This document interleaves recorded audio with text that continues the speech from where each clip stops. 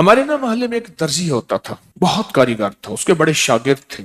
اصل وہ بکھر کا تھا، یہاں روزی روٹی ملی تو وہیں آ گیا، پرانے شہر میں رہتا تھا۔ تو وہاں اس کے ساتھ ایک عجیب معاملہ تھا، وہ جس دکان پہ بھی بیٹھتا، ساری عمر گھر بھی کرائے کا تھا، اس کی دکان بھی کرائے کی تھی، اور ساری عمر ایسی گزری۔ جس دکان پہ بیٹھتا تھا وہ اس دکان وہ کیا کرتا تھا، ویران دکان ڈھونڈتا تھا جس کی دکان کرائے پہ نہیں ہوتی تھی۔ غور طلب بات ہے، عجیب بات بتا رہا ہوں، یہ میرے دیکھے واقع ہیں۔ وہ ہمارے پڑوس میں کوئی 30 سال رہا، تقریباً 30 سال رہا۔ وہ ویران دکان لیتا تھا، نامور اتنا تھا کہ استاد کو آ کے دنیا ڈھونڈتی تھی، چاہے وہ گلی کے کونے میں جہاں بیٹھ جائے، اتنا کاریگر تھا۔ ویران دکان ڈھونڈتا تھا جس دکان کو کوئی نہیں لیتا تھا، پھر لکھواتا تھا کہ میں اتنے سال تک نہیں اٹھائے گا، وہ خوشی سے لکھ کے دے دیتا تھا، کیونکہ اس کو تجربہ تھا، اس کو نہیں تھا۔ اتنے اور بڑے بڑے طاقتور لوگوں کی گواہیاں ڈلواتا تھا کہ کل کو مجھے اٹھائے گا۔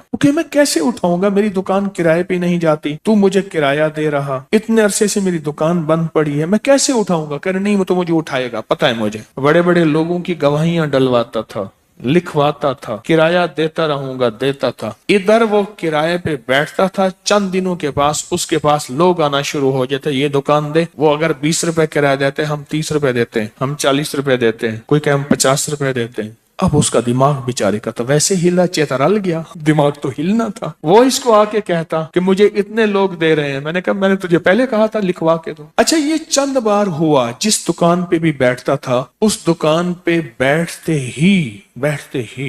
ہی اس کے ساتھ یہ معاملہ شروع ہو جاتا۔ اب یہ راز کسی کو پتا نہیں تھا، یہ راز ہے کیا اس کا، اس کے ساتھ کیا ہوتا ہے، اس کے ساتھ ایسا کیوں ہوتا ہے۔ اس نے نا ایک دفعہ یہ راز ایک بندے کو بتایا، اس نے مجھے بتایا، براہ راست میں نے اس سے بات نہیں ہوئی، لیکن ہمارا پڑوسی تھا وہ۔ ایک بندے کو اس نے یہ راز بتایا، ہمارا ایک رشتہ دار تھا، اس کو یہ راز بتایا اور اس کو کہا کہ میرے ساتھ یہ راز ہے۔ اس نے اب جو لفظ کہنا، پہلے میں وہ لفظ آپ کے سامنے بیان کرتا ہوں۔ کہنے لگا، بخت میرے اوپر پاگل ہے، اور مجھے اکھے بخت میرے اوپر پاگل ہے، میں نہیں چاہتا وال میں کو آتے ویلڑ میں دے، ویلڑ چپک جاتا ہے، چپٹ جاتا ہے، لپٹ جاتا ہے، میں نہیں چاہتا، آ کے پھر مجھے لپٹ جاتا ہے بخت۔ اچھا، جس کی دکان آنے کی ہوتی ہے 100 آنے کی ہو جاتی ہے۔ اچھا، ادھر میں دکان چھوڑ کے جاتا ہوں کسی اور جگہ پہ، وہ دکان پھر آنے کی ہو جاتی ہے، پھر جہاں میں جا کے بیٹھتا ہوں پھر وہ 100 آنے کی ہو جاتی ہے، پھر وہ پیچھے والے مجھے آ کے بلاتے ہیں، آپ کی مہربانی آ جاؤ، اس سے کم کرایہ دینا۔ تھا کوئی ایسا، کیونکہ ہاتھ کا کاریگر بہت کم ہوتا ہے جو سر پھرا نہ ہو، ہاتھ کا کاریگر وہ ہاتھ کا جس شعبے کا ہو، تھا کو سر پھرا، کہہ رہا میں نہیں جاتا تو دکان پہ، تم نے مجھے نکالا تھا۔ ساری زندگی اس نے ایسی گزاری۔ اب یہ بخت کہاں سے ملا؟ اب بخت کو سن، کہا میرا باپ مزدور تھا، مزدوری کرتا تھا، بڑا ہوا تو اس نے مجھے درزیوں کے کام پہ ڈال دیا کہ بیٹا چلو چھاؤں کا کام ہے تو کرتا رہے گا۔ میں تو دھوپ سردی گرمی مزدوریاں کرتا رہا، درزیوں کا کام چھاؤں کا کام ہے تو کرتا رہے گا۔ اور میرے والد کہتا تھا تجھے کوئی ایسا رئیس مل جائے جو اپنی دیوڑی میں تجھے جگہ دے۔ بعض رئیس ایسے ہوتے ہیں جنہوں نے مستقل درزی رکھے ہوئے ہوتے ہیں، ان کا ہر وقت کپڑے سلتے رہتے ہیں۔ کہہ رہے دعائیں دیتا تھا والد مجھے کوئی رئیس مل جائے۔ کیا والد کا حادثہ ہو گیا، والد کی ٹانگ ٹوٹ گئی، والد کی بوڑھی والدہ تھی، ہم والد کی خدمت کرتے تھے، والد دعائیں دیتا تھا، ان پڑھ تھا، کسی نے والد کو اللہم صلی علی محمد بتا دیا، بس یہی پڑھتا تھا، اور ٹوٹی پھوٹی قل ہو اللہ پڑھتا تھا، باقی کوئی ابا کو پتا نہیں تھا۔ کہا میں درزیوں سے پیسے تھوڑے سے لاتا تھا، گھر میں فاقے آنا شروع ہو گئے، تھوڑے سے پیسے میں لاتا تھا، ابھی کام سیکھا نہیں تھا، استاد کبھی کبھار دے دیتا تھا، اور والد روز لاتا تھا، گھر میں سختی اور تنگی آنا شروع ہو گئی، بہت زیادہ غربت، تنگ دستی۔ ہماری ایک پھوپھی تھی، کہیں دور رہتی تھی، بہت بوڑھی تھی، والد سے بھی بڑی تھی، وہ آ کے ہمارے گھر اس نے قیام کر لیا کہ تمہارے والد کی خدمت کروں گی۔ اس کے بیٹے اسے ٹھوکریں مارتے تھے اور اس کی عزت نہیں کرتے تھے، وہ پھر گھر آ گئی۔ اب میری ماں مجھے دیکھے، میں اپنے دیکھوں، ماں نے کہا بیٹا آ گئی ہے، اس کی بھی خدمت ساتھ کرنی ہے۔ अब फूफी ने, एक फूफी बूढ़ी अब्बे से बड़ी, एक वालिद माजूर, बूढ़ी वालदा और बहुत सारे बहन भाई। कहा कि कई रातें ऐसी गुजरती थी, मैं और मेरी माँ नहीं खाते थे, हम फाकों में सोते थे, फूफी को खिलाते थे। कहा फूफी खाती बहुत थी, खाती बहुत थी। आप बच्चों का सब कुछ खा जाती थी, सारा अपना भी खा जाती थी, खाती बहुत थी फूफी। कहा उससे छीनते थे तो फूफी लड़ने पे आ जाती थी। एक घर में अजीब कशमकश थी। कहा इन सख्तियों तलखियों में मैं उनकी खिदमत करता रहा, बाप की मां की खिदमत करता रहा, हत्ता के वालिद पता नहीं कितने साल कहे, मुझे भूल गए, फौत हो गए। और फुप्पी ने के दिल में ये बात आई कि हमने वालिद को जहर दिया है। उसने सारे जहान को कहना शुरू किया कि इन्होंने वालिद को जहर दे दिया, मेरे भाई को मार दिया। घर में रोटी भी खाती थी, बच्चों से छीन के भी खाती थी, चोरी छुपे भी खाती थी, दिन रात भी खाती थी, हमें बुरा भला भी कहती थी, लोगों के यहाँ शिकवे भी करती थी। फूफी ने जीना हराम कर दिया। कहा मेरी माँ कहती थी बेटा कोई बात नहीं, बर्दाश्त करो।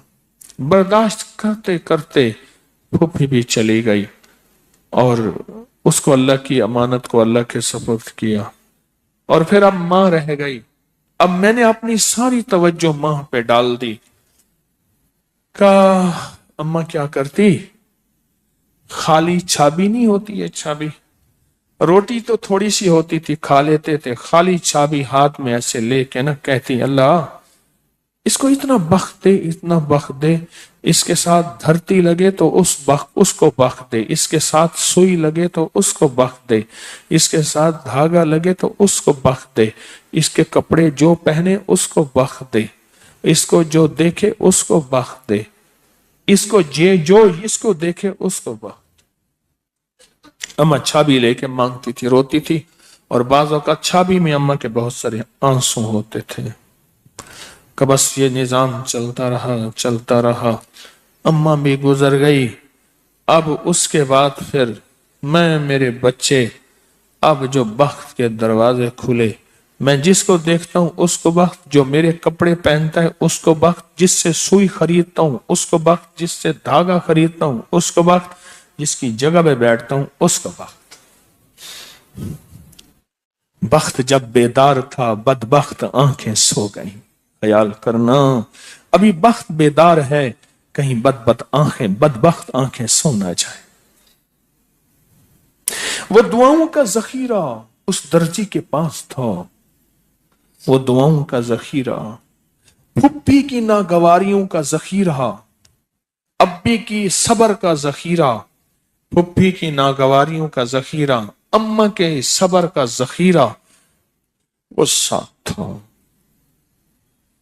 बस सहता रहा, चलता रहा। अल्लाह के नामाए अमाल में, अल्लाह के निजाम में लिखा जाता रहा। को तुझे कोई दुआएं दे नहीं रहा, ना दे, मेरे निजाम में तू उन लोगों में है जिनके साथ दुआएं मिलती हैं, जिनके साथ दुआएं लगती हैं, जिनके साथ दुआएं लिपट जाती हैं, तो उन लोगों में। हमें दुआओं का जखीरा चाहिए, हमें दुआएं चाहिए किसी की, हम किसी की दुआओं में आ जाएं। मेरे हजरत फरमाते थे नजर बद लगती है ना, खा जाती है, इस तरह अच्छी नजर भी लगती है। तुझे किसी अल्लाह वाले की अच्छी नजर लग जाए, तुझे मुर्शिद की अच्छी नजर लग जाए, तुझे माँ बाप किसी दुर्वेश की अच्छी नजर लग जाए, और नजर तेरा काम बना देगी। जिस तरह बुरी नजर खा जाती है, बर्बाद कर देती है, इस तरह अच्छी नजर आबाद और शाद कर देती है।